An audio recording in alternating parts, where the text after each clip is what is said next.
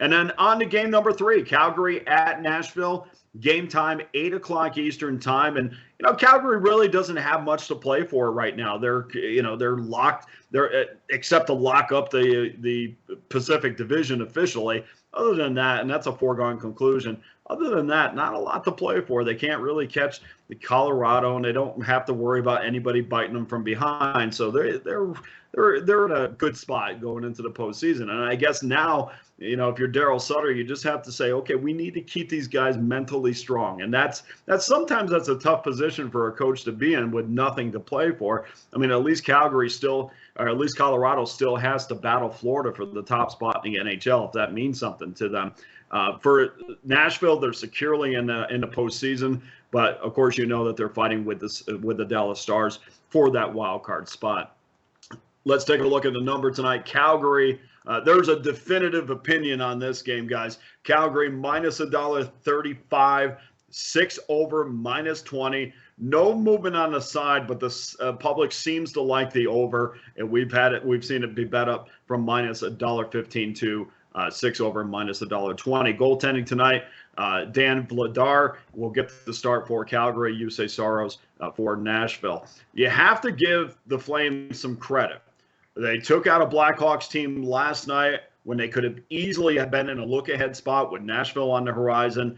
On the second game, this is the second game of a back-to-back, and I really wanted to see how they were going to play last night. I was on Calgary last night just because on the puck line, just because I felt like we've seen, again, we talk about that separation in the NHL, and Calgary really hasn't played anybody who's playoff bound in a very long time. So that's one of the reasons why I think they'll be focused on tonight's game. But nonetheless, they could have been sleeping against Chicago, and they basically just suffocated them in the way that the Calgary Flames can and do on most nights.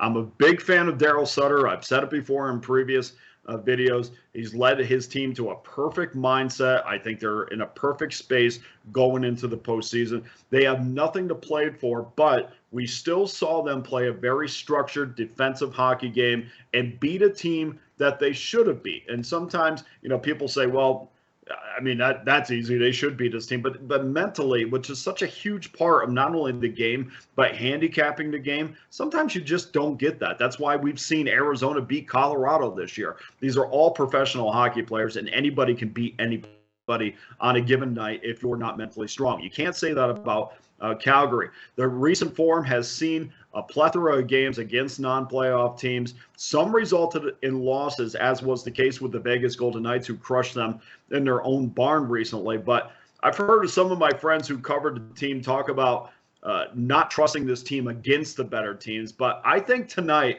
this number clearly indicates that the books have a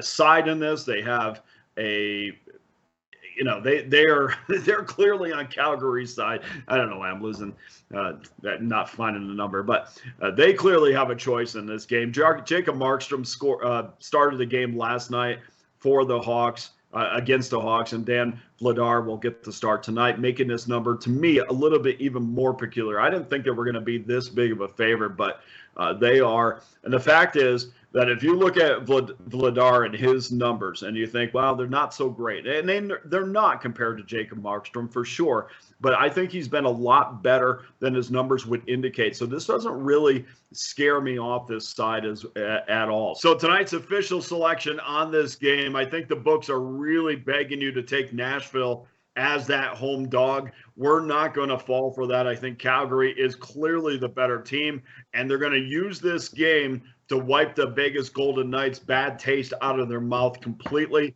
Yes, I know they've beaten Chicago, and yes, I know they've beaten the Coyotes, but that does not take the sting out of a huge loss at home to Vegas. I think they take it out on Nashville tonight, and the books want you to be all over Nashville. We're not going to do that. We have a definitive opinion on this. We're going to take Calgary minus $1.35, and that's going to be the official selection on that game.